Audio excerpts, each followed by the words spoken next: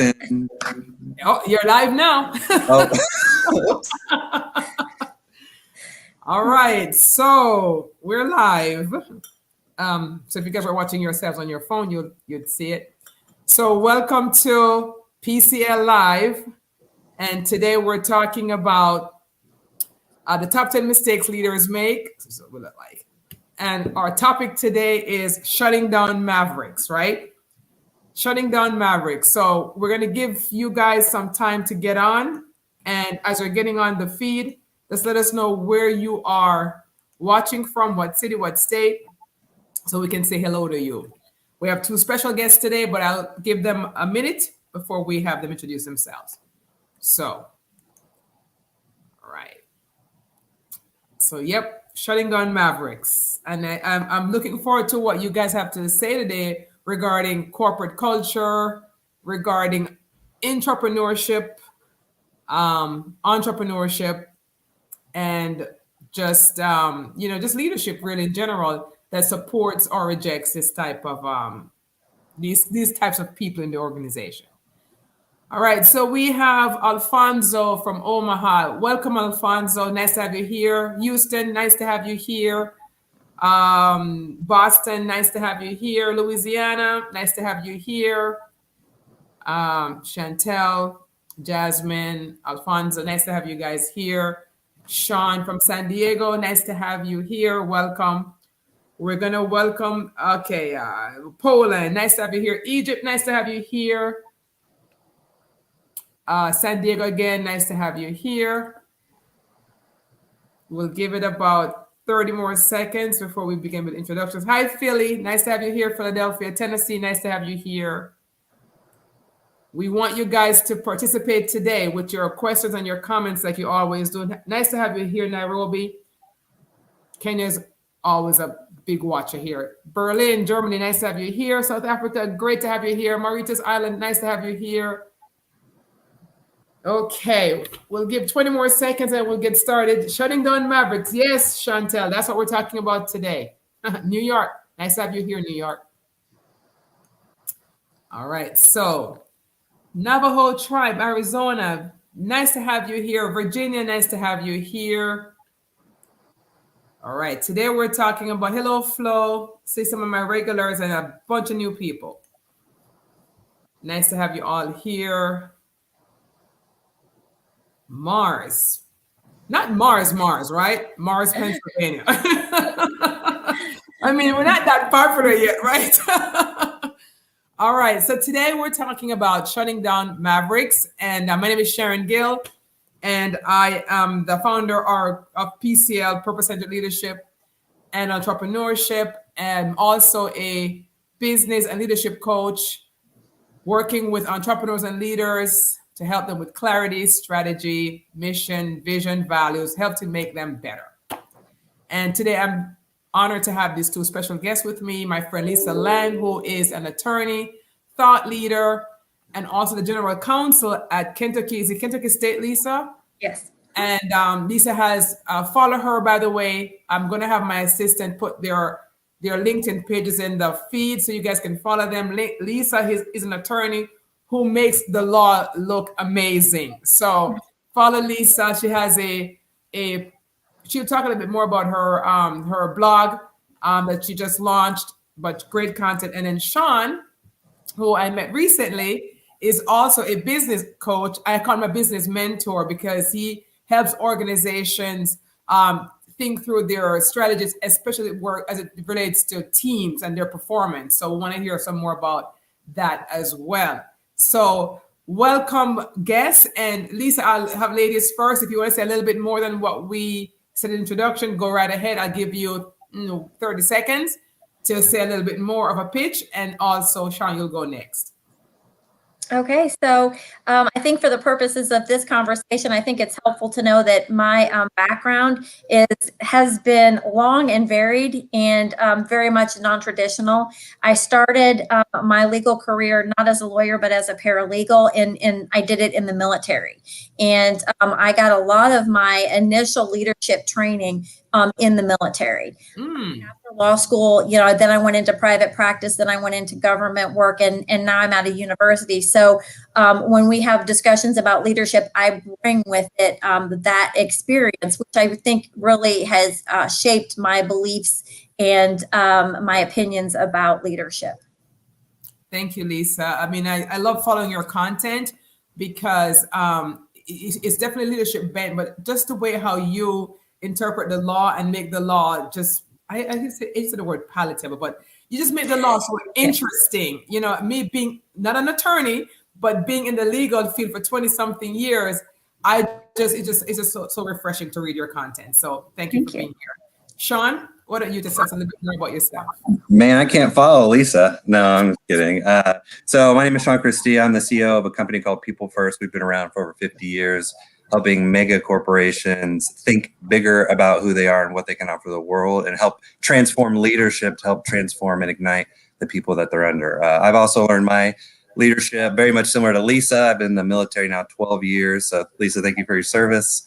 And we like to transpose that, everything I've learned from accounting to finance to all the different areas I've been, to help people think better so they can lead better and get better results. Thank you, Sean. So, all right. So we have been discussing the top 10 mistakes that leaders make. And so we've discussed top-down attitude, which we talked about, 4 weeks ago, putting paperwork before people work, which was 2 weeks ago. Last week was the absence of affirmation. And this week it's what I call shutting down Mavericks, no room for Mavericks, right? So who are Mavericks in an organization? Mavericks that was a name I think was more used years ago. We call them the creatives right now. We call them the entrepreneurs. We found a great name for them recently. It's the entrepreneurs, people who have differing ideas from the norm, from the status quo.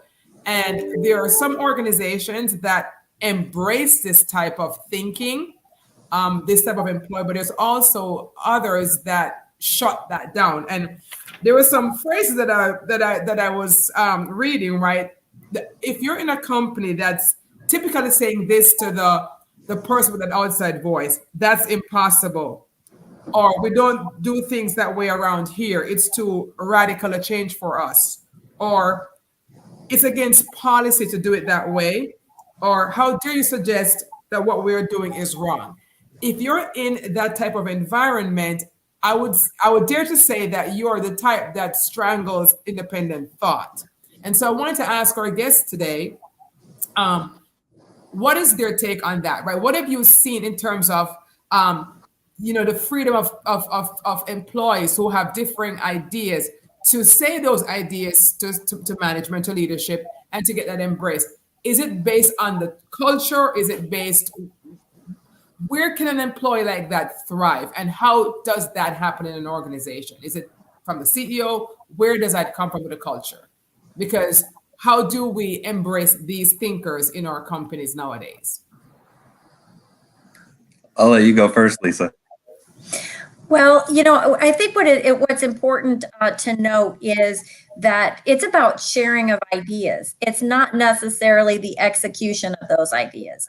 And so I think when you talk about embracing ideas, it's about having people understand and to accept those ideas, to listen those ideas, to hear those ideas. And I think what's very important for people who are more junior to understand that we want you at the table. We want to hear what you have to say. We're open to your ideas. But I think as a junior, you also have to understand that there is context and there's sometimes things that you don't know and understand. So having come from a family that was in the military, my dad would always, when we were growing up, provide us with an explanation why he did something the way that he did it. But what he would tell us is, do it right now because I told you to do it, because your question's not appropriate at this moment, but wait and let's get to the other side and I'll explain to you, while that may have been a good idea, why we couldn't have done it. So I grew up in a household where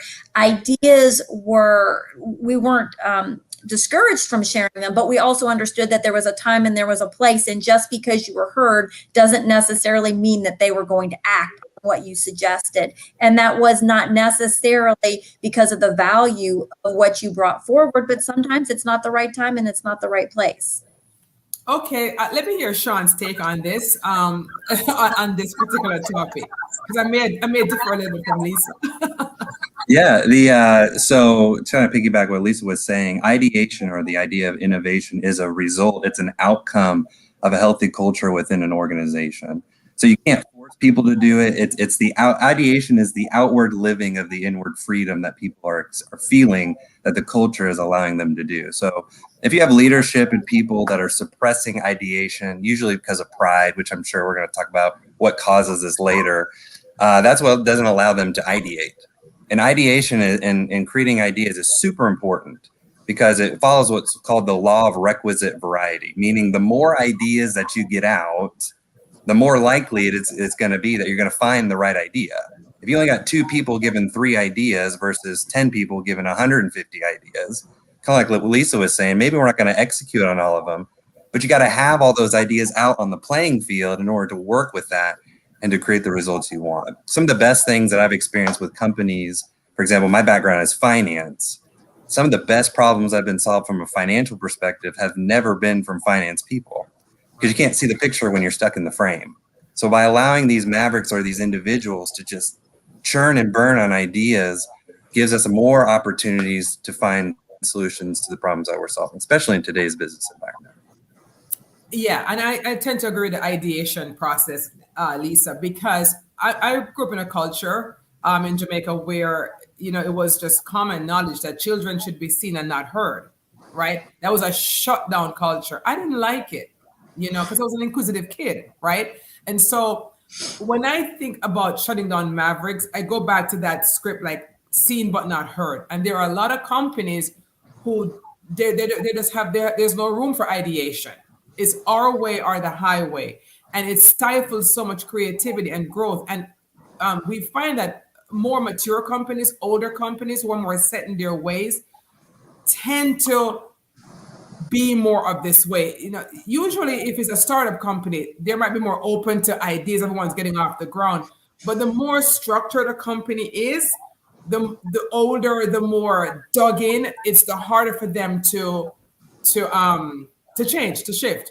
And you think about, in the last several years with companies like Google and Apple and these companies, right, that allow for these Mavericks. I think it was 3M, right? The Post-it notes was an idea that came from an employee on company's time that they allowed. And I know other companies began to follow that model, where we are now creating a space for what we call intrapreneurs, right? Entrepreneurs who are within our company, and we're going to allow for that. And what Google and Apple, some of these more cutting edge companies are finding out is that great ideas and products are coming from their people, right? Not the normal, R&D people, but from just people with ideas that they've allowed space for. And I think that if other companies would just copy this model and at least allow for the ideation, they wouldn't be as stuck. Sharon, you consult with companies. I consult with companies who are in an impasse. They're stuck, but they're good people in the seats with great ideas that they haven't bothered to ask about. And your frontline workers, excuse me, know more about the issues than you in the CEO suite. So I want to throw it on the floor again, and hand it back over to you, Lisa.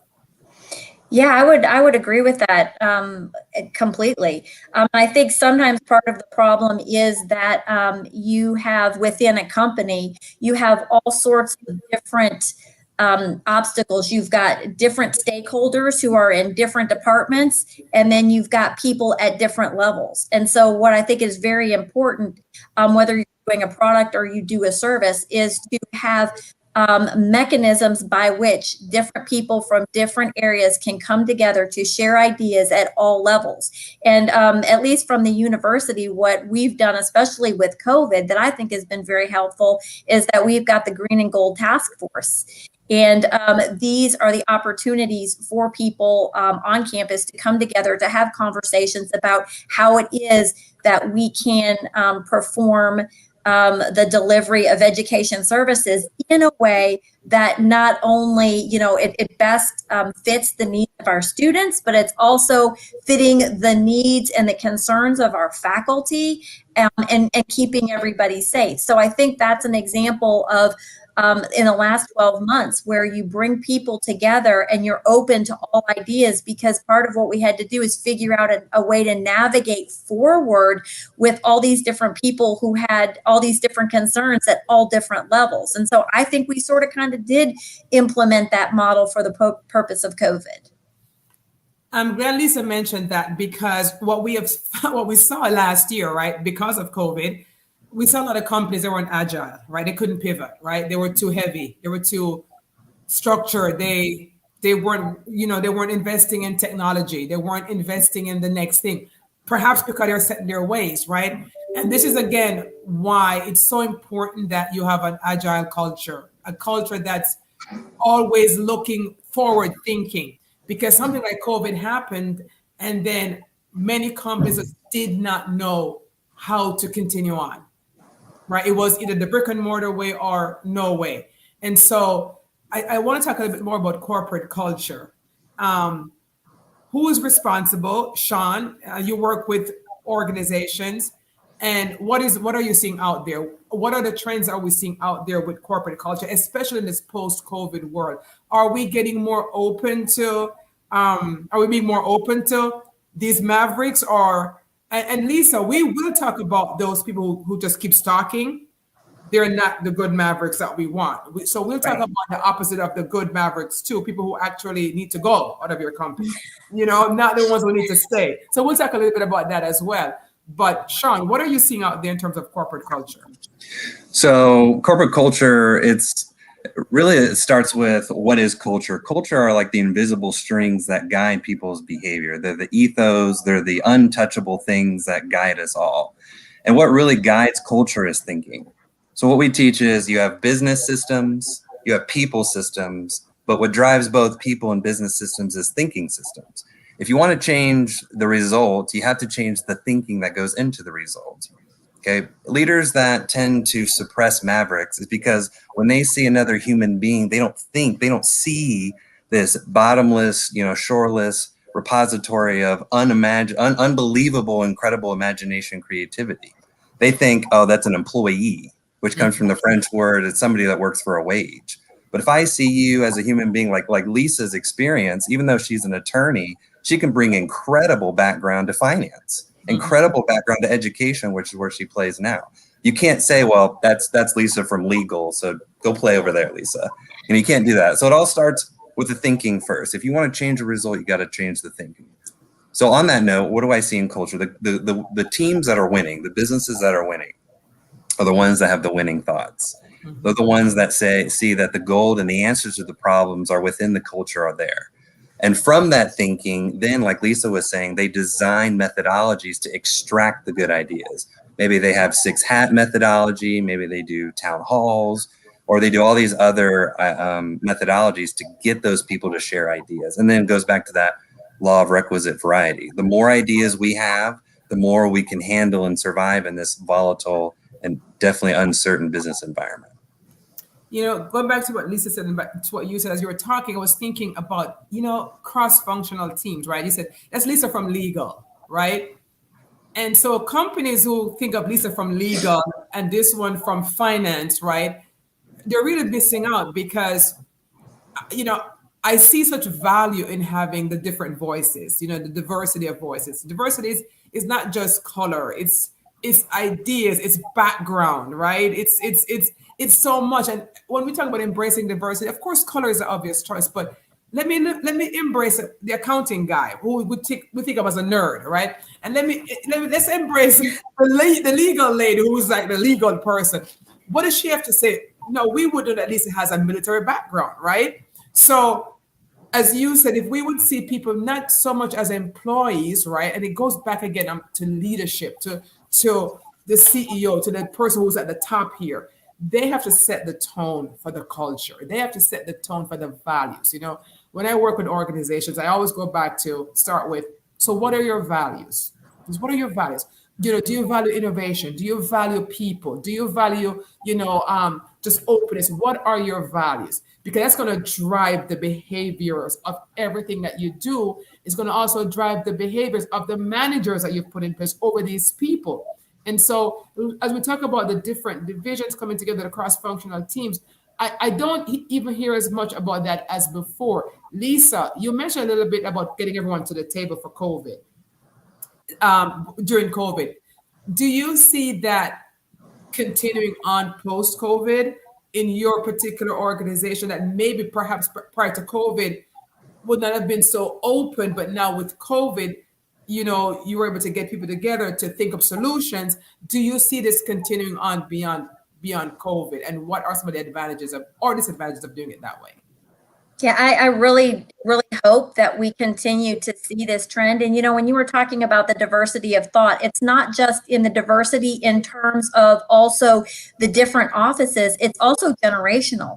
And there's been a lot of conversations because right now you're seeing more people working 4 generations, 3 generations deep. And I think that because of COVID, we had to learn how to do things online, and we had to learn how to rely on our technology and our devices. And what's so funny is when you look at that multi-generational approach also, I think what we've learned is, we were at 15% online, and within a week we went 100%. And for a long time, people were saying, we can't do it, we can't do it, we can't do it. And then all of a sudden, guess what? We did it. And the thing is, I think there is a lot that we can learn from the younger generations when you talk about technology and innovation, and what we learned to be agile and to be able to pivot and to be able to continue to deliver the services we were delivering. We had to learn how to do it. And so I do think, and I am hopeful that we will continue to see this model as being important, because there's something that can be brought by every generation. And the thing is, this whole social media thing, 12 months ago, I would not have been on LinkedIn. I barely knew how to text. But so I like to think, and I hope that we will continue going forward. I am not so much of a Pollyanna that I don't realize that there are going to be some people who say, okay, that was fine during COVID, and then they try and pull back and regress. And I do see that as something that will happen, but I know I will be kicking and screaming against that, because I really see, when you look at solving problems and solutions, we've done a lot of great good in the last 12 months because we've allowed people to the table and had that diversity of conversation. And I'm glad you said that, because that's what I was thinking, right? So now that the crisis is over and we're going back to the old normal, right? What happened to this creativity, to the round tables, to the town halls? Is that going to continue? And again, it goes back to leadership, right? It can continue only if the leader sees that it should continue, only if the leader sees that vision. And you also mentioned the multi-generational. There are some companies with even 5 generations of people working there now, right? And when you think about the fact that a year ago, you wouldn't be on a live, you wouldn't have a vibrant page. COVID had a lot of bad, but it also had a lot of good when it came to reinventing ourselves, right? Personally pivoting as well. COVID did a lot of good, and I really want to talk about it a little bit. I want to put up on the screen, right, just some sayings that I'm going to put this first one up. Okay, so there's no reason for any individual to have a computer in their home. This was Ken Olson, president of digital equipment, in 1977. No reason for anyone to have a computer in their home. That was 1977. Now everyone has a computer in their home. Now we have it in our hands. So in 1977, that man couldn't see a point for you to have a computer in your home. No one. Now everyone has one, and now we have it on our hands, on our watches, everywhere, right? I'm going to give you another one from IBM. It was in 1943. I think there is a world market for about 5 computers for the entire world. 1943. And I put those comments up because right now there are people thinking thoughts. There are thought leaders within our organizations right now who are being stifled because their ideas sound so off the wall. And IBM missed it with certain things, right? 3M missed it with certain things. And we wonder, what are we missing as leaders? Because we refuse to have that Gen Z say something. You know, I learned so much from my own millennial kids, right? I have a Gen Z or Gen something granddaughter. Learned so much from her, right? So what are we not allowing? What are we stifling because of our own fears, our own just, Shauna, I'd like you to just touch on that a little bit. Yeah, I'd say sum it all up into one word, and that's hubris. And that means excessive pride. Yeah. So the belief, the truth is that a human being is a bottomless, shoreless repository of ideas. Like, we're all made to do that. That's what separates us from every animal on earth, is to ideate, to think. Yeah. If you start from that belief, when you see a human being, they have incredible ideas, then that's the starting point. Then from there, you have pride that says, well, I've been doing this knee high since you were knee high to a short dog, or the 7 killer words. We've always done it that way. It all comes from, we've all been saying, comes from the mind. It comes from your thinking habits.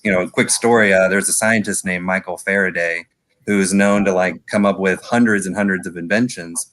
He started out as a laborer in a library, high school dropout, didn't finish any school. All he did was take books from the library and read science, electricity, and all these different ideas. And eventually, I can't remember the professor, but there was a famous professor, had a lecture. He went to his lecture. He took all of his notes, wrote a tome, and brought it to him and said, hey, here's some notes I had on your ideas. And he became one of the world's most brilliant minds in electricity and science. And on his deathbed, that scientist said, what was your greatest discovery? And he says, my greatest discovery was Michael Faraday. Yeah. Right. Or even, you see those exit signs, in hotels, you have some on the top and some on the bottom. Folks, that came from third graders. Right. So you got to understand that when you see a human being, it's ideas. They're not Lisa from legal. It's like, oh, she's really good at legal, so let's just go to her. We're in trouble. It's when you begin with the right ideas, and you're right, it does come from the leader. I'm glad you said that. It does. We say the personal drives the professional. So if your personal values aren't in line and in tune, everything downstream from there will affect you and get the results. So the people who are very clear about ideation and put it as a priority and understand the capacity of the human beings, not the human doings in their organization, they win in this. If I could say anything to leaders who are watching this right now, I would say, adopt a more open mind. Now, I want to address that there are Mavericks and then there are troublemakers. And Lisa, I want to go to Lisa on this. Lisa with a military background. How do we know the difference between a true Maverick, a true entrepreneur, right? A true game changer from someone who's just talking? How can we tell? I have some points here, but how can you tell? Yeah, and so I think that, you've got people who will take a look at how things are being done, and you talk about the hubris of the leader, but sometimes you have the hubris of somebody who, the young maverick, that believes that it's just as much their way and not the ways that other people have done some things. And, and I'll give you an example from my military experience. I learned very quickly when I would rotate duty stations. You would go from one duty station to another duty station. And in the legal world, you would end up with civilian workers, civilian paralegals who had been doing the job before you got there, and they're going to do the job after you leave. And the mistake a young maverick, I think, would make is they would come into that situation and automatically say, whatever you're doing is not right, and you need to do the way I think you should do it, and then not listen. So it's just as bad to do it, the opposite way. That way of change is better than the way that we've always done it. And I learned really quickly is you'd walk in and you need to ask questions. Why are you doing it the way you've been doing it? What are your pain points? What have you tried to do to change it? And what you found out is there's a reason why they did what they did. And there was a reason why they couldn't overcome doing it in a different way. So I think that it's just as easy to have the hubris at the lowest level as it is at the top of the levels too. All right, Sharon, I'll let you respond to that, and then I'll respond to it. No, I want to add to it. That's exactly right. One thing, every civilization on Earth is dependent on the strict unanimity of thought. Anytime there's any conflict, and the basic unit of a civilization is a family. So I'm married, been married for 7 years now. When Sarah and I aren't thinking the exact same thing, that's when conflict begins. So you have those Mavericks, you were asking, how do you know when they're not the right fit, is when they're not thinking the same way as everybody else. And that's what culture is. You know, how you treat your people is depending on how you all think, the shared values, the shared mission, the shared vision. If we're all rowing the boat in the same direction, well, then that's problems. And I would even challenge and say everybody in the organization should be a Maverick. They should be thinkers. If we do everything right, everybody should be ideating all the time, no matter the position.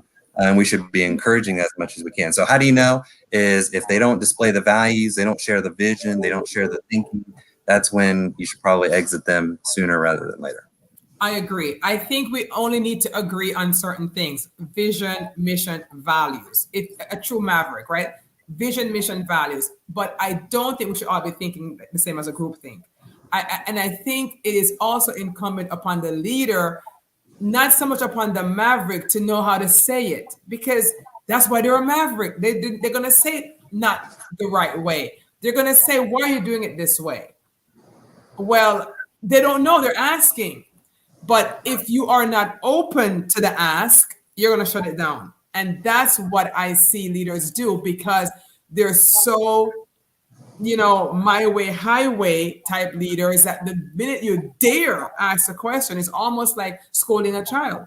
It's almost like the same thing, seen but not heard, right? And if you keep doing that in your organization from the top down, and let me tell you, from the manager level down, no great ideas. We hear it, and I say this every week. People leave bad managers, right? They don't leave the mission. They don't leave the vision. They came there for the mission and the vision. They don't leave the values necessarily, but they leave the bad managers because they're shut down. They're not given a chance to express. They can do things a different way. Whenever I work with a company and I have to talk with the team, I ask the team, can we meaning the company that I'm working with at the time, can we do things more effectively? When I ask that question as a consultant, it's amazing the results that I get, because I'm an outsider, but I'm asking a question. Now, had their own employer asked that same question with a true, authentic openness, they would have gotten those ideas without paying thousands of dollars to the consultants, right? Just asking the question. And so I like to ask questions in leadership. If you ask questions with a desire to actually hear the answers, you're going to get the next 5 years worth of innovation in your organization. I did a project once, right? This was like an entrepreneurial project. I had from the mail people, the mailroom people, all the way up to the paralegals, right? To the lawyers. Getting in cross-functional teams. That was important, that they would get in the cross-functional teams to see how different departments work in the department, to come up with some ideas that would change how we do things. My God, some of the best ideas came from the mail people, people on the mail team, because they see things from a different level. We're seeing things at all different levels in the organization: legal level, boss level, manager level. And so we really miss an opportunity when we don't get people's ideas, especially the different ideas, and how we could on a whole do things better. So I want to encourage leaders today to really begin discussions, begin those roundtable talks, restate your vision, mission, and values, revisit them. They may need to be changed. You may want to ask your people, does this mission still work? Is it one from 1943? Because it really wouldn't be working necessarily now. Not now. People's mission didn't work between 2020 and 2019 because of COVID. And so if we're not asking questions, we're not gonna hear. We're gonna plateau. We're gonna die off as companies, as organizations. I'm gonna give you guys the final words as we're at 35 minutes. I'm gonna have Lisa. If you haven't said something that you wanted to say, here's the time to say it now. Yeah, so, the one thing I would say when you talk about leaders and being open, what I have seen and I really like is when you have these town halls and you have, say, a student make a suggestion to, say, the president, and what the president will say, you know what, that sounds like a really great idea, but that's not something that I know a lot about at my level. So here's the people that we should bring together to have a more robust conversation to see if what you're saying really makes sense. And then you bring those people together and you work through both the Maverick and those people, the managers, to say, you know what, can we do this? And then to start asking those questions. So I hope that leaders do that moving forward. So before I go to Sean, to Lisa's point, now you would think I'm anti-leaders, but I'm not. I just work with them so much and see how they're stuck in their ways a lot of times. That president, hypothetical president, right? We're not going to talk about if it's your school or whichever. When that Maverick, that person asks that question and the president graciously says, honestly, it's not my area. I'm going to put you with some people. If the culture of the organization is of such where those other people are the managers that are not empowered to actually have an open mind, ideas go to die there. Right. It comes back to the leader again, making sure that that's followed through in the culture. Right. Because a lot of times leaders punt it to the managers where it dies. Yep. And that's why that follow-up conversation, you're exactly right, is that they say, I'm going to send you down, you all have a conversation, and then you bring back to me the solution that you all came to. And so that is that follow-up to make sure that it goes all the way down. Yep, absolutely. Thank you so much, Lisa. Okay, Sean, your words. A couple of ideas. One is that agreement without disagreement is meaningless. So it's okay to disagree with ideas. That's what creates meaning. If like Sharon was talking about groupthink, if you're just one that says, yeah, great idea, I agree with you, well, then all your agreements don't mean anything. So it's okay to disagree. That's how you get the best ideas, is coming to one idea and thought. Second idea is that innovation is an outcome. It's a result. It's a result from the right inputs. So innovation is an output. So what are the good inputs? One, you have to be a learning organization. Yeah. If you're not growing, you're dying. There is no maintaining. There is no flatlining. So if you're not investing in yourself to keep learning and growing, there's no way anybody else will keep doing that. Second, you got to invest in the relationships of the people. You got to know the people, the human being in front of you, not the human doing. Lisa, I keep teasing Lisa. Lisa is more than Lisa of legal. She's way more than that. She's got way more experience, way more knowledge, and way more capacity than just her law degree in her mind. You got to see that. And the last one that we have been dancing around is the idea of systems thinking. Okay. Once you start investing in the human beings, then you start to see everything as a system. Business is a system, folks. It's a system of HR, a system of legal, a system of accounting, a system of administration that all are interdependent on each other. So once you can start learning and seeing that, then you can start innovating on ideas to help elevate to the next level. And that's where I'll leave it. And I will just wrap it up by saying this. If your company is not growing, it's dying. There's no stagnant, right? You're either growing or you're dying. So having that culture of learning, continuous learning, innovation, ideas, ideation, brainstorming. Have an idea day for heaven's sake, right? And it goes back again to the culture at the top. Are you open to just throw things against the wall and just see, what's new? I really believe it's, especially as we enter this next, few years, with the workforce changing, things are changing so rapidly. It's so important that leaders open their minds, right? And go a little step further and invite the Mavericks, invite the different thinking. We don't have to adopt all the ideas, but it's good to hear because there's so much you can learn. This technology is changing so rapidly, but the people on the front lines know it. They know it more than us, the up at the top. And so I'm asking leaders to do a better job, right? A better job going forward, just being more open to ideation, brainstorming, revisiting the mission and the vision, the values, and making just making organizations better, right? Making it more fun, making it more, I don't know, effective, because a lot of companies are not effective right now and they don't know it. You had something to say, Sean? Just one more ad. If you're a leader, a high-level leader with a company, I want to tell you that authority, the true power is the power to make other people powerful. So if you're not empowering others to be the best version of themselves, that's not authority, that's dictatorship. So give people the authority to be the best version of themselves. That's true authority and power. So if, like what Sharon was saying, if you're not pumping people to do that for themselves, well, then you're the problem. So you should change. And call Sharon. And I see a lot of comments, guys. I try to put some of the comments on the screen. We will answer them in the when I go back through. But thank you guys online for supporting us. Thank you, Lisa, for your input, your great contribution. Thank you, Sean. You guys are a great team. And thank you, audience. Until next week, we're checking out. Take care. Bye. Bye.